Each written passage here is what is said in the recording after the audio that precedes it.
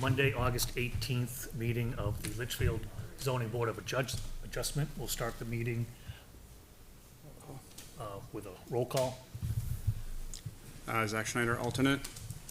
George Lavash, member. Steve Perry, member. Okay, since we are down 2 members, we need to take we're gonna appoint Zach to be a member. Yep. I think we have to take a vote on that, right? Or do I just appoint him? All right, No, you you need just appointment, appoint him. Okay, As long as so- he says he'll do it. yeah. And why don't we start with the Pledge of Allegiance? I pledge allegiance to the flag of the United States of America, and to the republic for which it stands, one nation, under God, indivisible, with liberty and justice for all. Okay, before we get started, the zoning board is made up of 5 members, okay? In order for any of the variances or exceptions to be granted, you need a majority of the votes, okay? So in order for your variance or exception to go through tonight, you will need, obviously, a unanimous vote of us. You can always come back and, hope for a larger number of people on the board in a future meeting. So we could, you could be pushed out to next month if you wanted to. I just want to make sure you all know that, your odds are 3 out of 3 or 3 out of 5, if we had a full complement. Okay, so I just want to make sure there's no penalty for you to come back at a later date. Okay? And I guess now we'll move on to case number 1, which is case number 202-508-181, a variance from the Litchfield zoning article 150301B of the zoning ordinance. Fascia signs on front of building may not exceed 35% of length of the building occupied by the applicant and not more than 2 feet in height. The name of the applicant is Sousa Signs, owner of the property is Finnegan Fence, and the property is located at 457 Charles Bancroft Highway, Litchfield, New Hampshire, map 20, lot 18. And if you could just state your name and where you're from, that'd be great. Absolutely. Well, good evening, everyone. My name is Jason Gagnon with Sousa Signs LLC here on behalf for Finnegan Fence. How are we all doing? We're doing well. But just to be clear, are you gonna go forward with the 3 of us tonight, or you wanna postpone to the next meeting? Try to get 5. There's no way that you can tell me how many of your members would be on for next month, would you? We've done really good with getting a quorum. It's just this month we have the minimum, This is the first time in months. months that we have not had full quorum. Yeah. Yeah. Nope. Well, I'm the first one up. I guess I'm gonna roll the dice and see what happens. Okay. So in this scenario, I'm assuming everybody has had the chance to read through the ZBA form and all of the attachments points for it. But here we go. Yeah. So, again, good afternoon. Tonight we are here before you seeking approval for a sign variance, which does ask for permission to exceed the maximum allowed sign letter height, as well as the wall length limitation. Visually, the sign size landed to where it is being presented tonight, as the size was designed to fit the building proportionately, and not to appear visually excessive by going with a larger size sign, and to maintain a tasteful design. Initial designs of this project had met the sign zoning ordinances. However, the distance from where the sign to the road is meant to be read, the sign at its original, or the smaller size, was much too small to be read clearly. Given that this building has about 1,300 square feet of surface area that you do see, the sign as being presented is around 90 square feet, which is less than 7% of the wall area.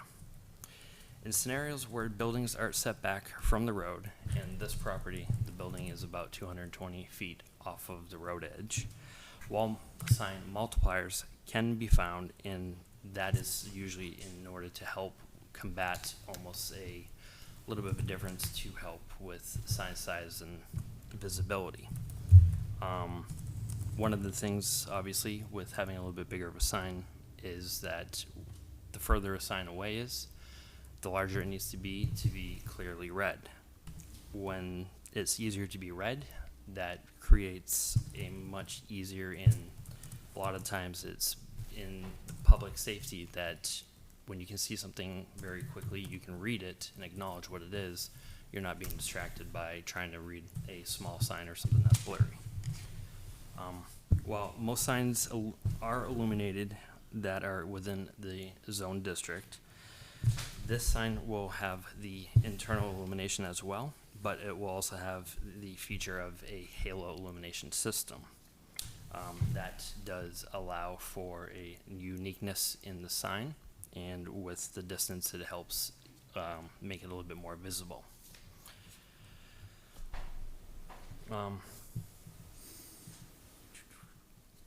So, I'd like to thank you all, and if you have any questions, please reach out or let me know. And I do have an example of a halo letter that, if it helps at all. Just for the record, we need you to go through the 5 points from the zoning board application. All right.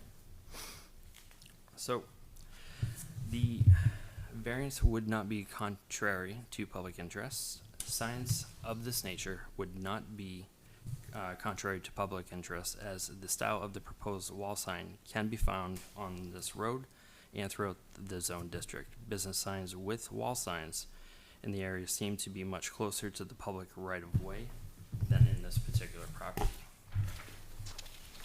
The spirit of the ordinance can be observed through the sign lighting regulations with maintaining the hours of sign illumination, which is mostly done by time clocks and some sort of Novar systems. Substantial justice would be achieved with the approval of the proposed sign for a few reasons. As the building itself sits approximately 220 feet back from the property line, it does have a shorter side of the building facing public right away. Allowing for a larger sign would make public viewing and building recognition much easier. Currently, there are no distance multipliers for building setbacks thus far to date in the ordinances. The values of the surrounding properties, as a majority of the properties in the area are catered towards commercial use, tastefully designed and produced signage typically complements property values. Visual appeal for signs that seem to fit the area and building also complement in a positive outlook.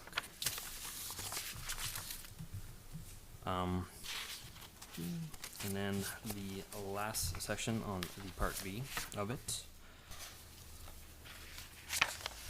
Since this property is a bit unique because the building setback, building orientation on the property, and without the zoning ordinance having a sign multiplier to accommodate for these special circumstances, approving this request, it does seem very reasonable by allowing a sign to be installed to help aid building and public recognition through visual visibility.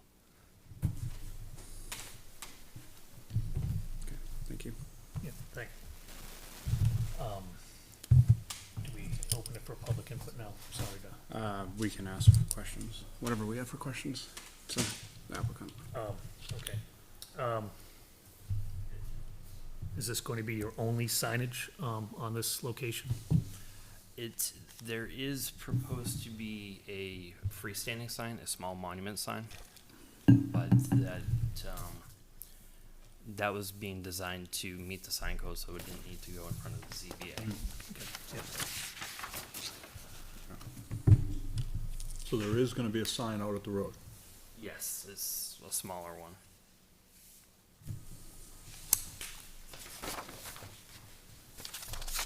And it, I'm not sure if I'm seeing this. Is there just one curb cut, for all three of those buildings, or do they have separate driveways? I see a piece of this. So does this building have its own driveway? It does, yes. I'm not sure, do you have a page 3? Yeah, I think I have page 3 here. So that's the Mr. Chair, if you don't mind, I can. That one, okay? Yep. So this is, just wasn't sure if that driveway was also servicing, the building next to it. Correct, yeah, I'm not, I know that with the properties, I think there was 3. It looks like it on this page too, but these are sort of lot lines and don't show buildings, but Correct, yeah. So that, okay, so there's 3 separate, so you will have your own separate driveway. Okay.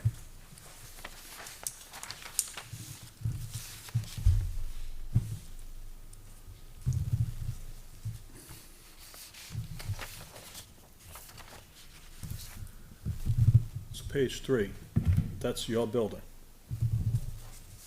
For the building you're proposing to sign on, correct? Correct. Saying that it's on the short side of the building, but by this drawing, it sure doesn't look like the short side of the building. When I had put together the documentation, the drawings that I had initially seen, where it has the outdoor work area, I had thought that was a part of the building and it was a continuous structure. And Okay. it's technically not. Okay.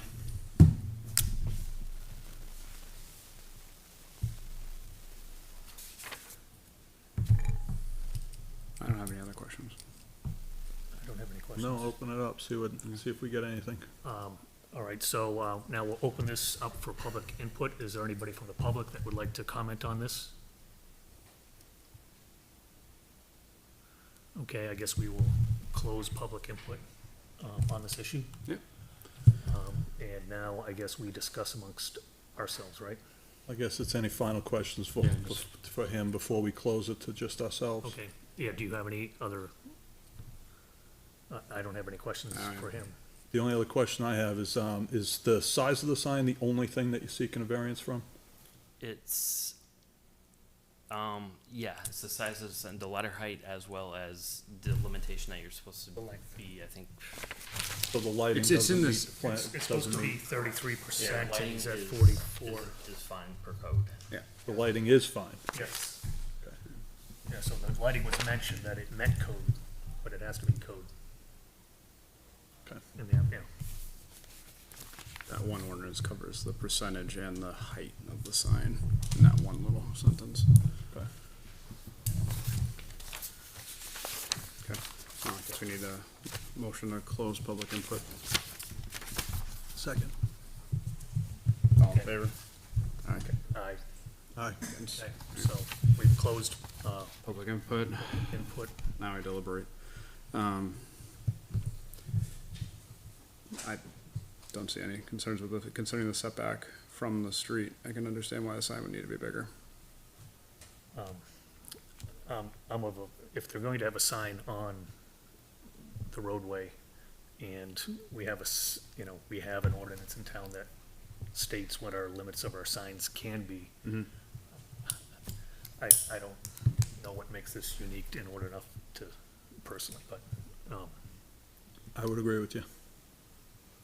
it's pretty cut and dried, and it's, instead of, 33%, it's 44.5%, so it's almost 33% bigger than we allow. Okay. I would agree. That's just my thoughts on it. Okay. So, we need to go through, 5 points. the 5 points. I'll take down notes. So, let's see here, we'll start, the variance will not be contrary to the public interest. I believe we have the ordinance in effect, and, It would be contrary. it would be contrary, it violates, the existing ordinance, I mean, that's why he's here for a variance, but, it violates our existing, ordinances on. Number 2, it says the spirit of the ordinance is observed, and it says the spirit of the ordinance can be observed through the sign lighting restrictions. The lighting restrictions is a separate category. If that meets our sign ordinance, then that's true. So that's not an issue. Correct, but that's not the ordinance that's in question. Right, so he's not asking for a variance for lighting, right? So it meets lighting, but it doesn't meet the other ordinance. Do you know what I'm saying? All right, I read that differently. So do you think it meets the spirit of the ordinance? I do, because I think the ordinance is set for a building that's gonna be right at the setback of the street. This building is not at the minimum required setback, so I view this differently. This building's significantly farther back than it has to be, so I can see why 35% of your building would be not necessarily the easiest to conform with. Okay. Substantial justice is done, because substantial justice will be achieved with the approval of the process, as the building is back 220. The only thing, we need to make sure did point one, you both are in agreement, so it would be, is this resolution fails, or point one fails, Correct. Right. 2-1, okay. But point two, I don't know where you stood on this. Point two, I thought it met, because the spirit of the ordinance can be observed through the sign lighting regulations and maintenance hours of sign illumination. Okay. So if that meets our ordinance, that does meet. Okay, yeah. That's the way I read it. So, the lighting of the sign meets our ordinance. The size of the sign is, and that's what he's coming for. He's not coming for a lighting variation. No, I understand. Okay, so, I think that's just where we have the, Okay, but that's a 2-1, so. that's fine.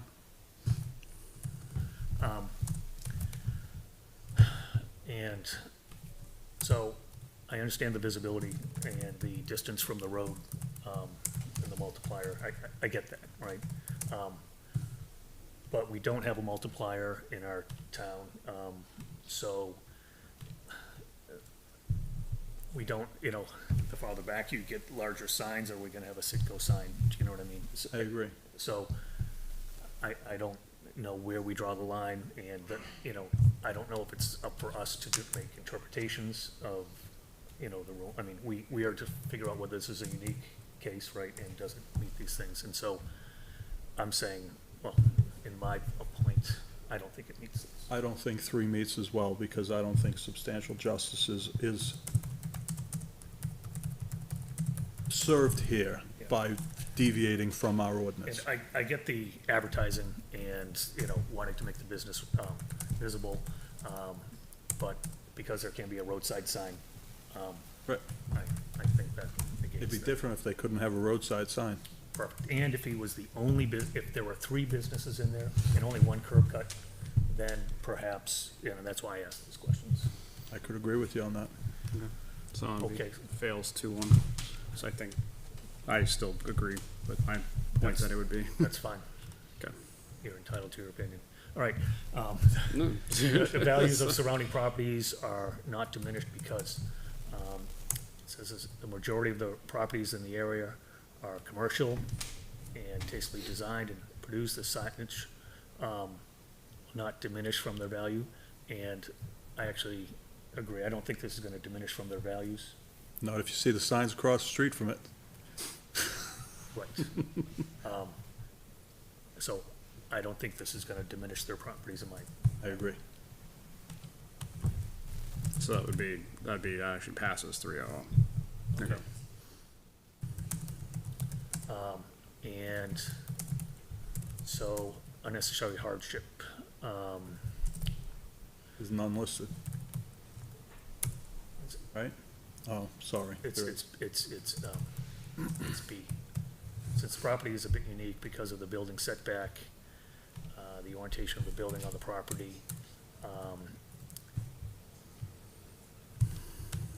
and saying that we don't have a site multiplier, they say that this seems reasonable. And I've already stated, I think that because of this, the ability to have a sign on the road. Mhm. And I don't know if it's that unique. There's gonna be 3 properties there that are all gonna be the same, so it's not a unique property. I agree completely. And what's your thought on that? I agree, I think the building's too far back and should have a bigger sign. So I think so they, for the business purposes, I think they should have a bigger sign. But they have a sign on the road. I don't look at signs on the road. So, that's my All right, personal. so we have gone through those 5, and, So it fails on one. it fails on 1. Feel- 3. Yeah. You pat, 1, 3, five. and 5. Right. So, and we need all to pass anyway, so. Correct. So you need to have all three of us to vote, say that all 5 of them pass in order for it to be approved. So At this point, we just need to officially state, vote with a motion, so. all right, Just the case number, the request, and the points that the case failed for the discussion previously. okay, do you want to make the motion since you have, you did the notes? Sure, so, okay, hold on. Got the case number here. Yeah, I got it all here. So, for, case number 20250818-1, a variance, request from section 1053.01B of the 2024 zoning ordinance, regarding signs on the front of a building not exceeding 35% of the length of the building occupied or no more than 2 feet in height. For the applicant Sousa Signs, owner of property Finnegan Fence at 457 Charles Bancroft Highway, map 20, tax lot 18-1. This request has failed, due to, the disagreements on points 1, 3, and 5 based on the prior discussion. All in favor? Or second to the motion? I'll second that. Okay, we'll take a Favor? vote. Aye. Aye. Okay, so we have denied this. You can appeal it, but your appeal has to do with, did we do something procedurally incorrect or interpreted the variances, I mean, the zoning ordinances wrong? So that's your issues for appeal. Yeah, no, understood. Okay, Thank you very much. thank you. Thank you. Okay. One down. That wasn't so bad. Okay, number 2. Case number 2, equitable waiver application. This is an equitable waiver of a physical layout or dimensional requirements of Article 310, Section 00 of the zoning ordinance. Name of the application is Alicia Norrie and Dylan Mason. They are the owners of the property, and who's going to be giving the presentation? I will be. Okay. My name is Chris Hickey. I work for Keach Nordstrom Associates. I'm the survey manager, and I have with me Chris Basso, who also works in the survey department with me. And the owners of the property, Alicia and Dylan, are, I believe, sitting right behind me here. I just wanted to give a couple more things to hand out for you. Okay. That's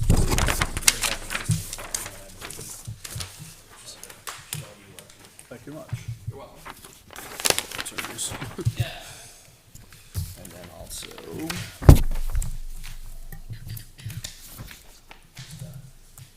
Thank you. Thank you.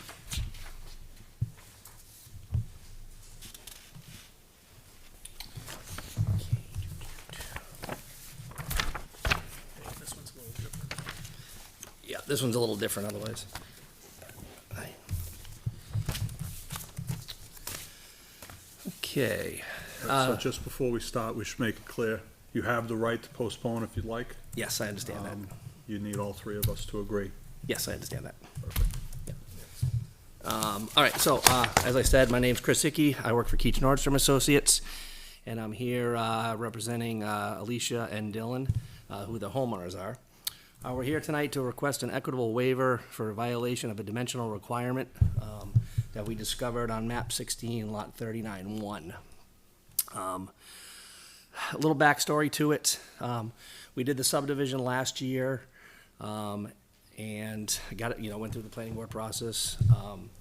And when the homeowners were ready to start to build their house, they had requested us to lay out the house. And when we did that, it was our error. We had some wrong coordinates in our gun. And so when we laid the house out, there was a slight rotation, and it's snuck into the setback by about 2 feet on the chimney side. This was done in May, and then in July, the homeowners bank had requested a mortgage inspection. So they hired an outside surveyor or an outside firm to come in, and they discovered that it appeared that the house was shifted about 8 feet over from where the original design was. We went out, verified that, and then prepared the application, and this is where we are now. So a little different than a variance. The equitable dimension is basically if an honest mistake happens in the course of a development, that this is a way to eradicate that without having to tear down the entire house and start from scratch to move it a few feet. So that's where we are tonight. It was we actually had to little backstory, when we made up the application, you guys did not have an application for this in your system, so we actually made one for the secretary. We copied one from another town and put all your... The equitable. Yeah, the equitable waiver. We couldn't find one online, so we had to kind of make one for you. So I'm not sure how often you guys get these in front of you, or... Well, obviously, this might be it's the first one in front of me. Considering you had to make the application, I'm gonna guess that it was the first. Yeah. So, obviously, this was an honest mistake. We weren't trying to do anything different than lay the house out where the homeowners wanted to. It was totally our fault from a survey standpoint, and that's why we're here. The next door neighbor, I actually have a letter from them supporting this application. Did we get that in our packet? No, I just got it today, actually. Okay, so I will read this into the record, dated August 18th, 2025. Dear Zoning Board of Adjustment, live at 10 Rocky Hill Drive, and the encroachment into the setback for the house under construction at 11 Rocky Hill Drive does not impact our property, and we are in favor of the town granting the proposed equitable waiver of dimensional requirements. Sincerely, Steve Mason and Chantel Mason. Put this in the folder. To be clear, it's from the lot that it was originally subdivided from. Correct. Yeah. Yeah. Yes. And as you can see on the plan that I just gave you, the green line is where the house was supposed to be. And then obviously the distance you can see is where it got shifted because of the bad coordinates that we had. Right. So how often does this happen? This is the third time in my 30 years of surveying that I've had to do this. Okay, yeah, I found you had one in Hudson last year, like half a foot. There was one in Hudson last year, yeah. Right. Yeah. So 10 feet is, that's a pretty large error, isn't it? I mean, Well, how it's, often do they, I'm just curious, Yeah. how does this happen? I mean, so what happened, and it's in my points. I know but, you said that but don't they calibrate it, don't they verify? So what happened is, and this is what happened, so the original crew that had gone out to do the survey work, they did the original survey in '24. And so the job is in their data collector. And when they asked us to lay it out, we had other crews that had since gone out on the site and set the monuments and, done other stuff out there. This particular crew had not been out there, and when we called them to tell them to go lay it out, they said, oh yeah, we already have that job. Just send us the coordinates for the house. So we sent them the 4 coordinates for the house corners. They went out, staked it out, not realizing that because I had shifted the plan to match the original subdivision plan back in '73, that the line, instead of being like this, was like this. Okay. So when they laid it out, they would have no idea themselves in the field. And then, unfortunately, some towns require foundation certs before you can start framing, which a lot of times would catch this error. Yeah. In this case, It would have caught the, it would have caught this, right, and we would have been able to correct it at the time, but, back in May, instead of, Yep. as the pictures you can see, there's, the house is substantially completed, it's pretty far along in the pictures that I had given you. So, that's what happened. so I went and looked at the plan today, and so I was just wondering if they added the porch afterwards, and, it was a mistake, but everything was, it's built as it was designed, it is just moved, so it wasn't like they're not doing something after the fact. No, and if you look at the lot, obviously, there's plenty of room to the right of the house, so there would be no reason for us to intentionally encroach into the setback on that. So, Right. Yeah, no, but I'm just Yeah. saying, I double checked just to. Okay, yeah. Make sure. Do you have any questions? I don't think so.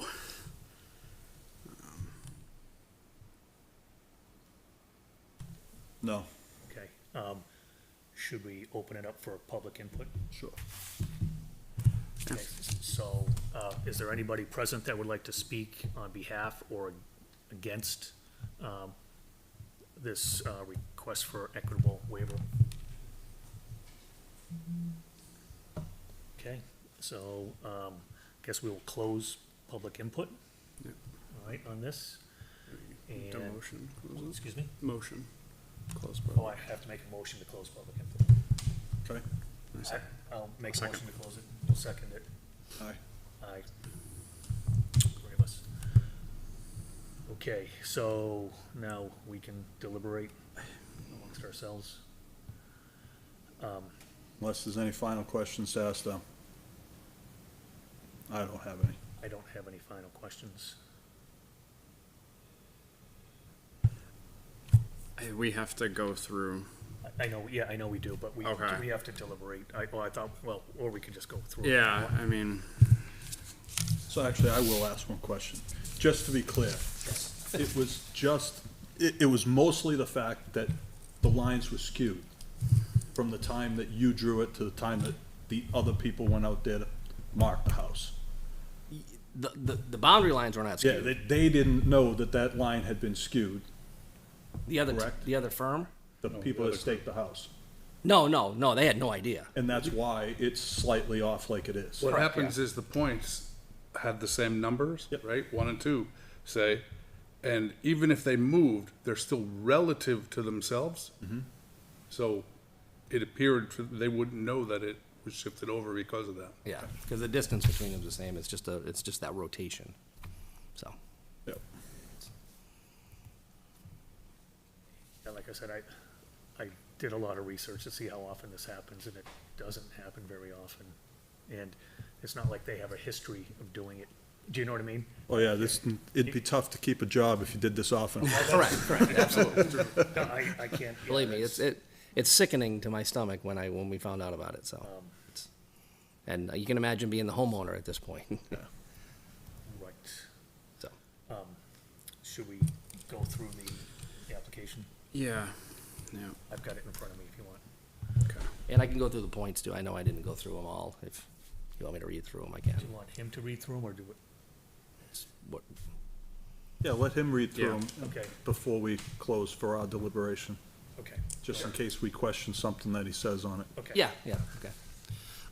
So we'll start here. Equitable waiver, physical layout, or dimensional requirements, this Article 310, Section 00 of the zoning ordinance has occurred as follows. At the closest points, the house was constructed 17.8 feet, and the farmer's porch was constructed 11.9 feet from the side lot line, where a 25-foot side setback is required. That's what we're asking for relief from. The violation was not discovered by any owner, former owner, owner's agent, or municipal official until after the structure had been substantially completed. The start of construction was in May of '25. A mortgage inspection plot plan was requested by Guild Mortgage Company, LLC, the owner's construction lender. On July 15th, the setback error was discovered. See the attached pictures taken by us on July 17th, which I have provided with you guys there to show the status of where the house was. The violation was not caused by ignorance of law, misrepresentation, or bad faith, but was instead a good faith error in measurement. The house location was laid out by Keach Nordstrom in May of '25. The field crew was supplied with the correct location. However, by inadvertence, the original control points on their data collector had not been updated from the original survey performed in 2024, therefore creating about a 10-foot rotational error in their layout. Just a backstory, control points are used by surveyors to take locations in the field. The data collector for this crew had not been updated by no fault of the owners and with no intent to incorrectly lay out the house in the wrong location. The physical or dimensional violation does not constitute a public or private nuisance, nor diminish the value of other property in the area, nor interfere with or inadvertently affect any present or permissible future uses of such property. The house is only 2.2 feet into the setback at the chimney bump out. The farmer's porch encroaches 11.9 into the setback for 21 feet, then comes back into the house. There's sufficient area in between the lot line and the encroachment to maintain a lawn and service the structure. Additionally, the house located at 10 Rocky Hill Road is more than 120 feet away, and there's approximately a 70-foot tree buffer to the setback encroachment. Due to the degree of past construction or investment made, the cost of correction so far outweighs any public benefit that it would be inequitable to require that the violation be corrected. The reconstruction effort would include demolition, removal and disposal of the existing structure, re-excavation of the lot, repositioning of the foundation, as well as complete reconstruction of the structure, all at substantial cost. No public benefit is achieved by said reconstruction where the encroachments do not cause nuisance or adversely affect the abutting property at 10 Rocky Hill Road. In addition, reconstruction would prolong disturbance to abutting properties contrary to the public benefit. The owners at 10 Rocky Hill Road support this application.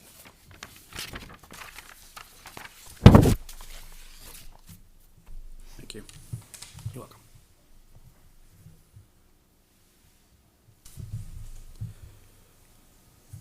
Okay, so, we now, do you have any questions you want to ask him? Okay, so, We just need to go through A through D and just kind of do the same thing we did. correct. France? Yeah, so we close it to them, and then we deliberate. Yeah. Okay. All right, so we've closed public input and input from Yeah. the applicant. All right, so, A, the violation was not discovered by any owner, former owner, owner's agent, or municipal officer until after the structure had been substantially completed. And I believe that is correct. Based on this, he said it was based for the mortgage company was asking for it, yeah, so at that point you're a month and a half in or more, Right. 2 months. And once people get there and they see the foundation set, they assume it's in the right spot. The violation was not caused by ignorance of the law, misrepresentation of bad faith, instead of good faith error in measurement. I think it seems to be quite the error in measurement.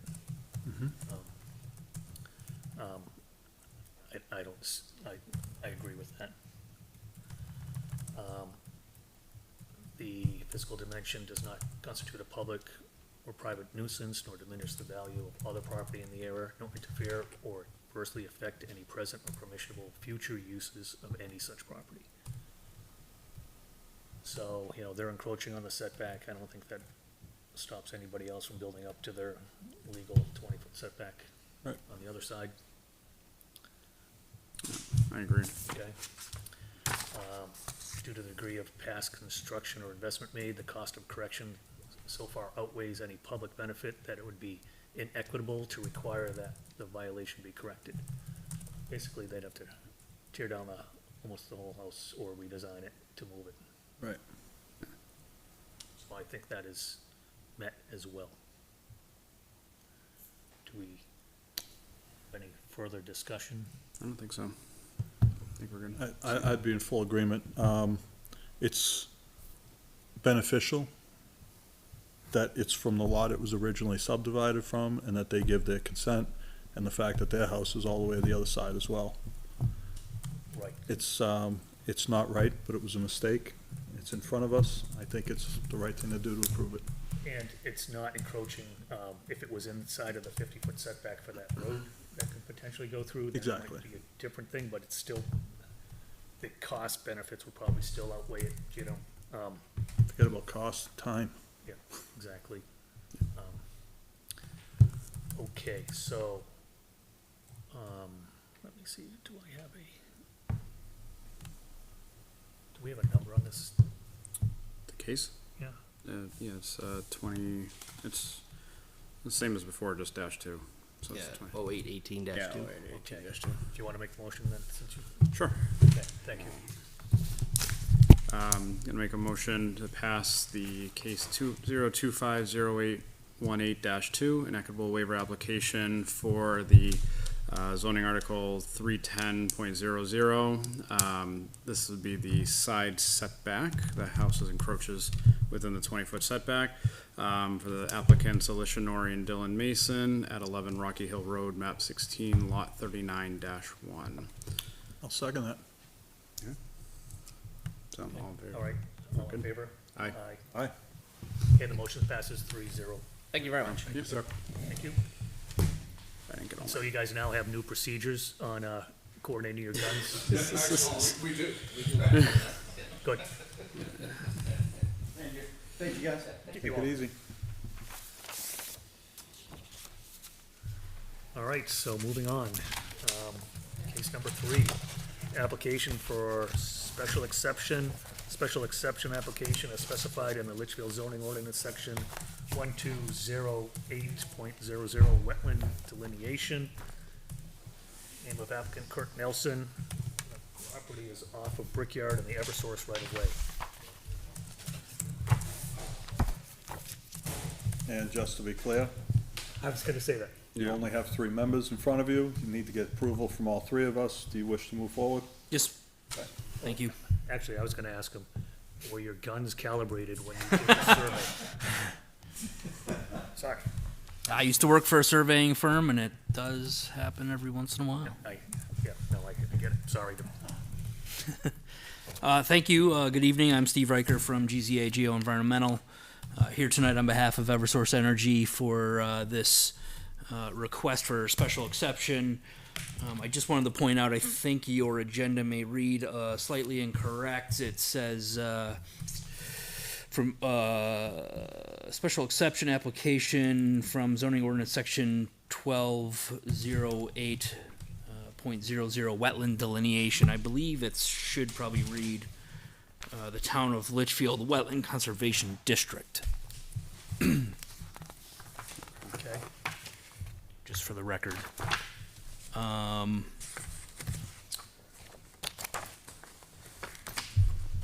So Eversource has an existing right-of-way which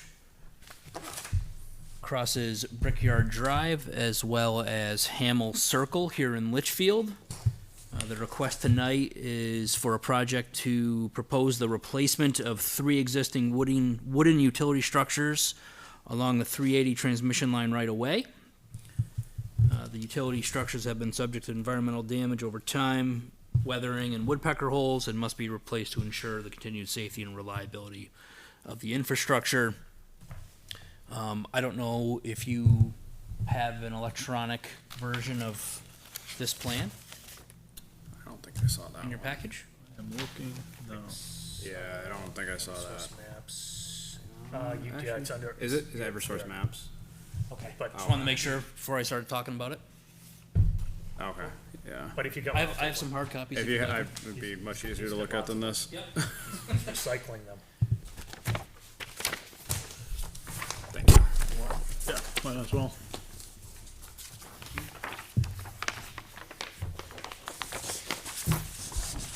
Oh, and I am joined by Kurt Nelson, Manager of Licensing and Permitting from Eversource, Jordan McCluskey, Senior Specialist of Project Engagement, and Maitri Chitty from Community Relations are here tonight. They're joined in the back. If you have any questions that they may need to answer. I will give you a little more information here about how these projects are executed.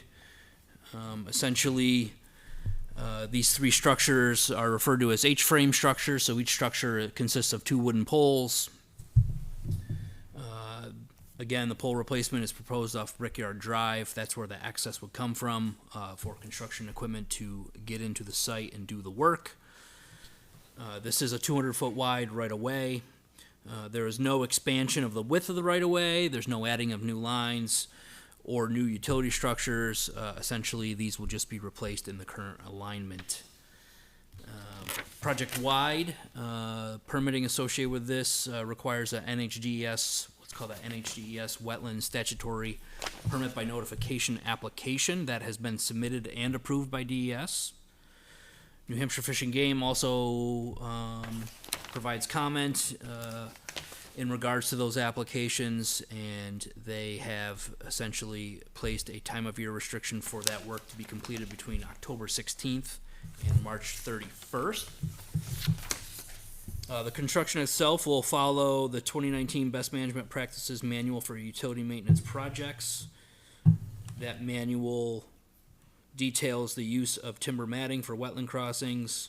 The timber matting is cleaned before and during the construction process.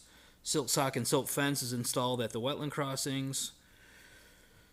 Somebody from my firm will be on site once a week to monitor construction activities and inspect compliance and ensure that all permit conditions are being met. The work areas, which are shown on the plan, those are the square boxes you see at the structures. The structure numbers are 83, 82, and 81. Those work pads are 100 feet by 100 feet. And then upon completion of the work, areas of the work pad that are located in uplands are gravelled, and they will remain when the project is complete. But the timber matting occurs in areas over wetlands. On your plan, the wetland is shown in green. The timber matting is removed. Any soils underneath that timber matting that are disturbed are restored, regraded, and planted, seeded. As I mentioned, the erosion controls are placed at all wetland crossings. Typically, a straw wattle is used instead of silt fence. Again, regular construction monitoring will take place.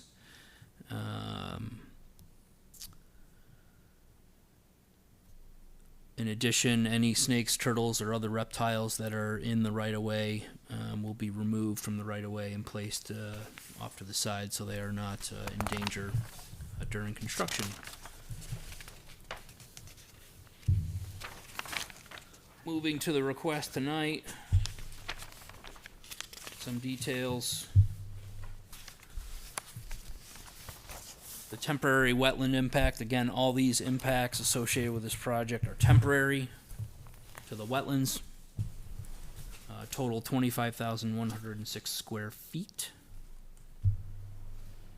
And for a special exception for work in the town of Litchfield Wetland Conservation District, I believe there are 8 criterion I need to address, and I'm happy to read through those. If you don't You'd like mind, me to? please, thank you.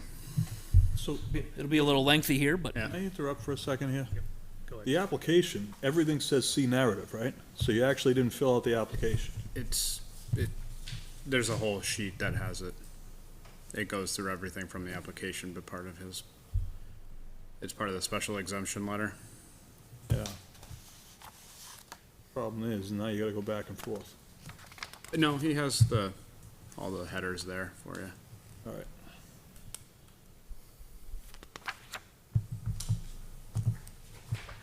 Okay, so why All don't right, you, I'm at you now. All right. letter A, the proposed use, construction, and/or alteration shall be constructed in such a way that does not unduly restrict the flow of water.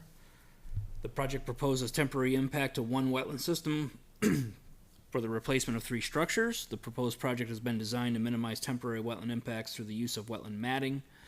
Matting will be temporarily placed in the wetland to provide appropriate work areas and prevent rutting while not restricting the flow of water in the surrounding area. A beaver dam was observed at wetland LIW-7 adjacent to structure 83, naturally restricting the flow of water from an intermittent stream. Letter B, it can be shown that the proposed use is not in conflict with any and all of the all of the purposes and intentions listed in section 1200.01 of this ordinance. The project proposes to maintain the 380 transmission line, which is located within an existing and maintained right-of-way. The utility structures will be replaced in their current alignment, and there is no expansion of the existing right-of-way or installation of new utility lines. Utility poles will be installed in proximity to the existing poles with minor differences in height and appearance. The poles will be approximately 5 to 10 feet higher than the existing utility structures due to updated National Electrical Safety Code requirements and are not anticipated to discourage the purposes and intentions listed in section 1200.01 of the Litchfield zoning ordinance. Letter C, the use or activity proposed and its attendant impacts cannot reasonably be avoided. There are no alternatives with less impact that maintain the safety and reliability of the existing transmission line. The project has been designed to utilize existing historical access routes along the right-of-way where possible to minimize impacts to wetlands. Letter D, the least damaging route and methodology have been selected, and that which is being proposed is the best practicable alternative available. There are no alternatives with less impact that maintains safety and reliability of the existing transmission line. The project has been designed to utilize existing historical access routes along the right-of-way where possible to minimize impacts to wetlands. Letter E, reasonable and acceptable impact mitigation measures have been incorporated where necessary and appropriate to minimize wetland loss or degradation. The access for the project has been cited to avoid wetlands and wetland buffers to the greatest extent practicable. In addition, the project utilizes existing access roads within the right-of-way where possible to limit and prevent new disturbance. Where temporary impacts to wetlands are unavoidable, impacts will be minimized through the use of wetland timber matting. Matting will be temporarily placed in the narrowest section of the wetland in order to minimize impacts and prevent rutting or ground disturbance.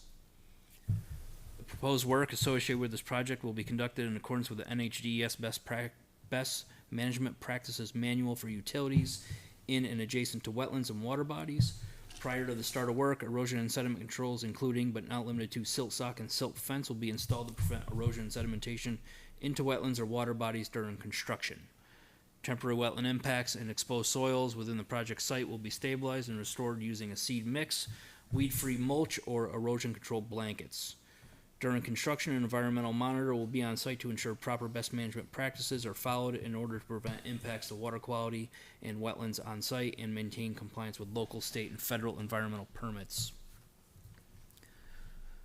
Letter F, no significant impact on the aquatic habitat of rare or endangered species as listed by the state of New Hampshire or federal government will result.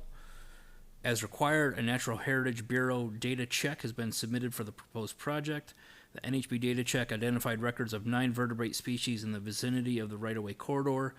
Coordination between New Hampshire Fish and Game and Eversource are ongoing, and recommendations from New Hampshire Fish and Game will be incorporated into the project. As I mentioned earlier, we did complete that coordination with New Hampshire Fish and Game, and the result was a time of year restriction for the proposed work.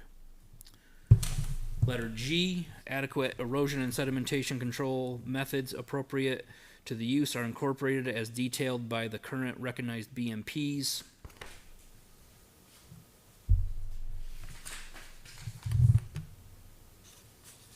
E.g. Stormwater Management and Erosion and Sediment Control Handbook for Urban and Developing Areas in New Hampshire, Rockingham County District, NHDS, and Soil Conservation Service, August 1992, is amended. The access for the project has been located to utilize existing access roads within the right-of-way where possible to limit and prevent new disturbance. Where temporary impacts to wetlands are unavoidable, impacts will be minimized through the use of wetland timber matting. Matting will be temporarily placed in the wetland in order to minimize impacts and prevent rutting or ground disturbance. The proposed work associated with this project will be conducted in accordance with NHDS Best Management Practices Manual for utilities in and adjacent to wetlands and water bodies. Prior to the start of work, erosion and sediment controls, including but not limited to silt sock, silt fence, will be installed to prevent erosion and sedimentation into wetlands or water bodies during construction.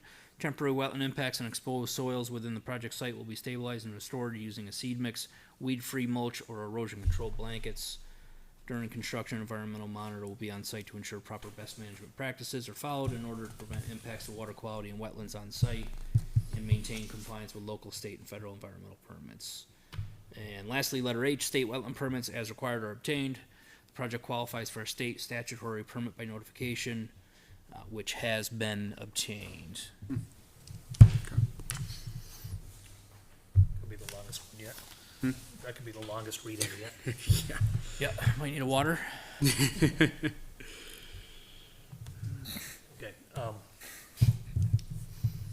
so there isn't a letter in our packet here, but they did go before the Conservation Commission on Thursday. And so, I was at that meeting. So, there should have been a letter saying that the Conservation Commission approved it without modification. We were typically we would send our letter to the planning board, and then the planning board would, submit to the ZBA. I don't know why that letter isn't in here, but I just thought I would let you know that. Yeah, I watched that and I remember that. I was actually looking in here wondering why the letter wasn't in here. Yeah, well, I was looking for it too, Yeah, so. because they said they were gonna send one. Okay. Not my fault. Okay, He's sorry, just the I'm s- messenger, right? I'm sorry, no, I'm not gonna cast blame either. Okay, so you saw that meeting? I don't know if I give you, I did not, but I So- read through this. yeah, so the major area is that, obviously Yeah. the blue one, right? And they're putting in the temporary mats, and it's weird, they have to do their construction between a certain period of time, but they have to put the mats down early enough so that the landing turtles can't get in the mud and get crushed by the mats first, so they put the mats in while there's still mud, early on. So, they seem to, it passed through conservation, I guess is, Yeah. I just have a question. What was it, you said that the application for special exception was not right. What is it that you're actually seeking? It's right. I think the agenda you can't just, references wetland delineation. Okay. And I'm a wetland scientist. I know what wetland delineation is. Wetland delineation is the the determination a scientist makes of wetland boundaries. Yep. So we're not here to dispute any wetland boundaries. We're here to just be able to work within the conservation district, which is within the wetland boundary. And I don't have the ordinance in front of me, and I noticed it when I got here tonight that. But it may be correct. I just wanted to bring it up. So, and I'm not trying to propose, delay anything here, but I don't know how we're supposed to be qualified to do this. I don't know anything about it.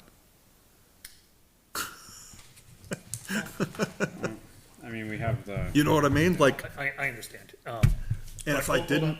didn't watch that meeting Yeah. with the Conservation Commission saying that they didn't really have an issue with it, like, I just don't know. Right, but, okay, we're deliberating, we should open up the floor, is that right? For If we don't have public any more input? questions, yeah. And then we can ask him questions afterwards. Is there anybody here who would like to speak for or against this project? I just have a question. Can you just come up, sit down, state your name and address? You don't have to run away from me. No. Wayne Dennis, 40 Brickyard Drive, Litchfield, New Hampshire. You mentioned the time of year you have to work on it is only October to April. I believe is what you said, right? And the only reason I ask is, October 16th to March 31st. right. The only reason I ask is, I abut that with wetlands on the corner of my property. Oh, sorry, which property? 40 Brickyard. 40 Brickyard. And my backyard, that time of year, Which one's yours? Sorry. This is Brickyard here. is the cul-de-sac. Third Brickyard. That's 15 to go. We're way away from it. Gotcha. All right. Yeah, so, but it was just more that it stays, right, that time of year, it's pretty wet, right, back there. My backyard is even soaking wet, like it's a Right. pond in my backyard. So I'm just curious of any effect that may have doing it that time of year. Am I gonna experience, a wetter season in my yard? Like, am I not gonna be dry until, July or August? Because right now it's like June when my backyard dries out a little bit, and I'm just curious, and my backyard isn't the wetlands, the very back corner of my property is, but my whole property gets wet, and I'm just curious about the impact it could have. I can answer that. Yeah, go ahead and speak to Okay, them. hold on, and if anybody from the back row speaks, could you please come up to the mic? Thank you. Yeah. So the matting is placed in the wetland areas. The matting can be stacked to the appropriate height, and the matting also allows water to flow through it, so it doesn't have a damming property to it or anything like that. So water can move freely through the matting as well. Yeah, that would be my only question or concern, is just making sure that it wasn't gonna make it worse. Thank you. No problem.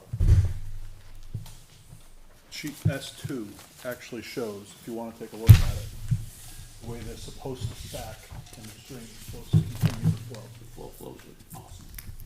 Just, Thank you, yep. And I'm not a wetland scientist, but if they put stuff there, I think you're downstream from the water, aren't you, or are you upstream? I'd have to look at the elevation. Yeah, I'm not even sure. Does That's your, a good does your question. property float in Nessun or not? No, but, yeah, I guess it could back it up one way and, but it does allow water to flow through. like you said. Perfect, yeah. Thank you.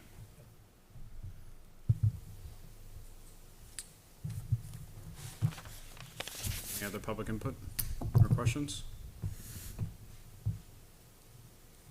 No? Alright. I'll, motion to close public input. I second it. Aye. Aye. Public input is closed. Yep.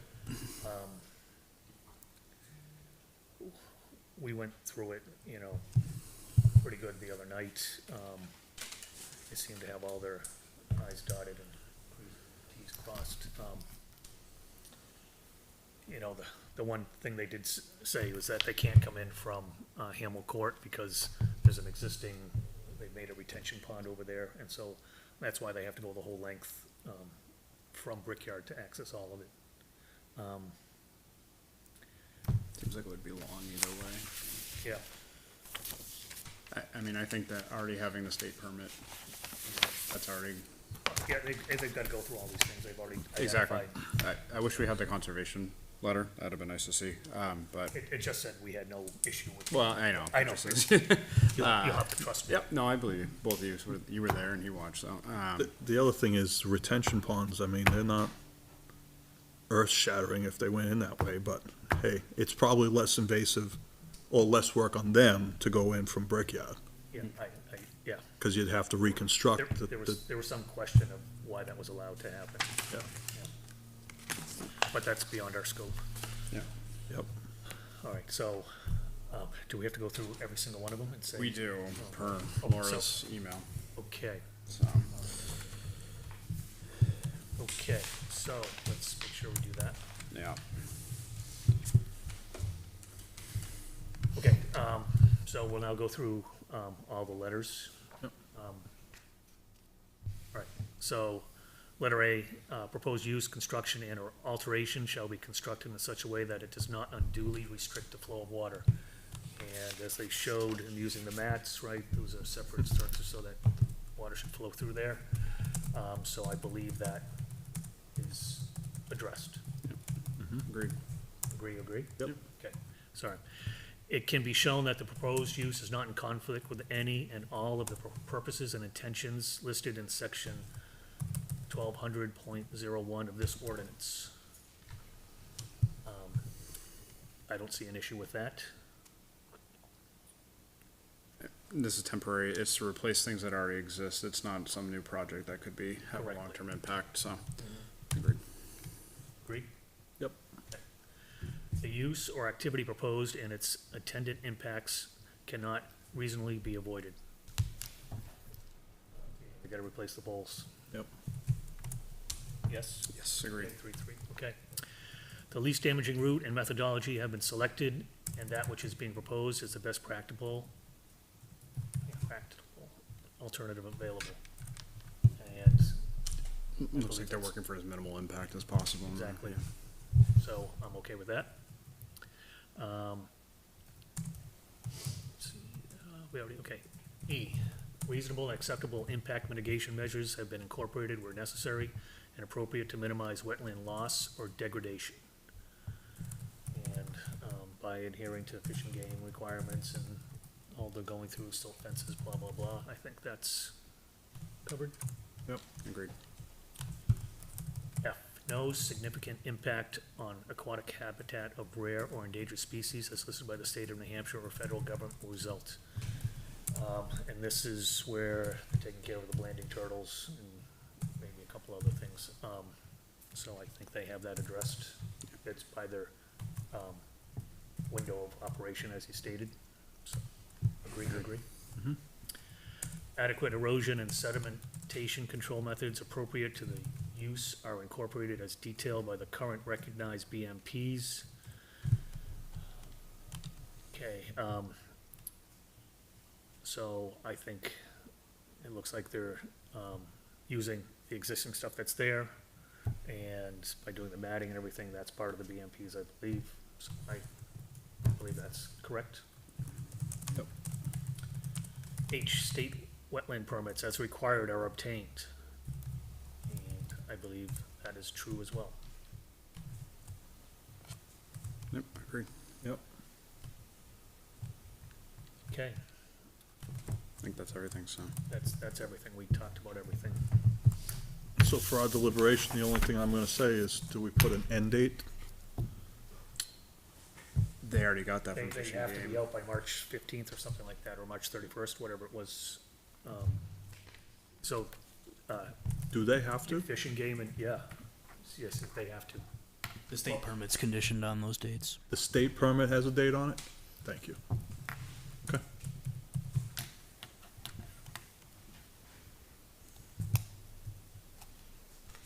Are you ready to make a motion here? Yeah, so, This one should be easy.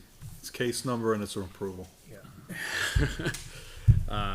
okay, so in case number 2025-0818-3, application for special exemption for work in the wetland district of Litchfield, zoning article 1200. It passes on all 7 points, 3-0, based on the prior discussion. I'll second it, so I'm in the meeting minutes. Okay, I'm in favor. All in favor? Passes 3-0. Thank you for your time. Appreciate it. And so I'd like to close the zoning board adjustment meeting at 8:08. All at 8:08. That was a tough one. You actually did very well. So, Yeah. I had no idea what, I came here because I'm in a butter for the last, thing. Sure. And I tried to find information about that ahead of time, so I could